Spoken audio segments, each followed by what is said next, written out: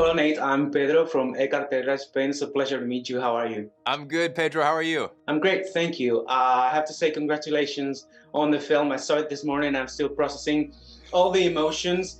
You did it beautifully, so congratulations. Oh, thank you. Well, Black Panther, Wakanda Forever is about loss, is about grief, and moving forward from that. So how do you think the film will help Marvel and Black Panther fans and also the MCU itself move forward? Yeah, I mean, I think obviously the loss of Chadwick Boseman laid heavy on us as filmmakers and laid heavy on the fans of the first movie. And we didn't want this movie to pass it by. We had to deal with it, and we wanted to deal with it in a way that hopefully feels cathartic and honest. And if we've done that correctly, I think it also lets people understand and realize that even if there's a tragic incident, that doesn't mean that you can never move on. It's very much about how do you move on, and how do you move on in a healthy way, as opposed to something that is unhealthy. And the MCU writ large, obviously, not only lost an incredible character in T'Challa, but has gone through the loss from Endgame of Tony Stark and Steve Rogers. So there is also a sense of renewal. There's sort of a new generation of heroes, and Phase 4 is very much about introducing new heroes, including our new Black Panther, and hopefully getting people excited about what's to come. Yeah, speaking of new characters, Namor. Yes. I have to talk about Namor. Tenoch Huerta, what an incredible addition to the MCU. How and when did you know you had your Namor, and why did you change his origin story? Yeah, I mean, Ryan has, no secret, Ryan was a fan of Namor forever, and even while we were making the first movie was like, man, if we got to do a second one, I'd love to do Namor. But he's also a filmmaker who wants everything to be anchored in an honesty and a truth. And so in thinking about how to translate Namor and Atlantis in a real way into the screen, we did want to kind of divorce ourselves from kind of the neo-Roman architecture of the comic books.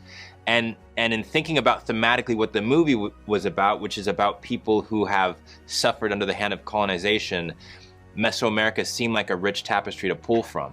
And specifically, Mayan culture, both past and present, seemed like a really cool inspiration point to build this character and to give him specificity in the same way, hopefully, that Wakanda feels very specific. Speaking of new characters, continuing with this subject, Phase 4 is introducing a lot of new characters in cameos or in small appearances in post-credits scenes that point to the future of the MCU. So people are wondering, how will they fit? How will they come back to the MCU? Is there a plan for every new character that's introduced in the MCU, or nothing's set in stone for them? It's a little bit of both, to be honest. There's always a plan.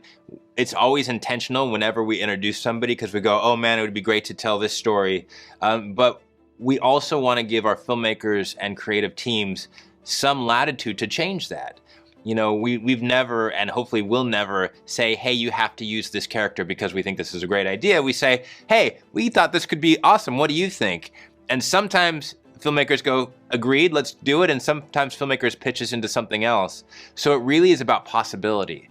But it's all built on a love of these characters and knowing that any one of them could be a franchise of their own. It's just about sort of who pops and what's the best story moving forward. So I have to wrap it up. Thank you so much, Nate, for your time. It was a pleasure talking to you. You as well, man. Have a great evening.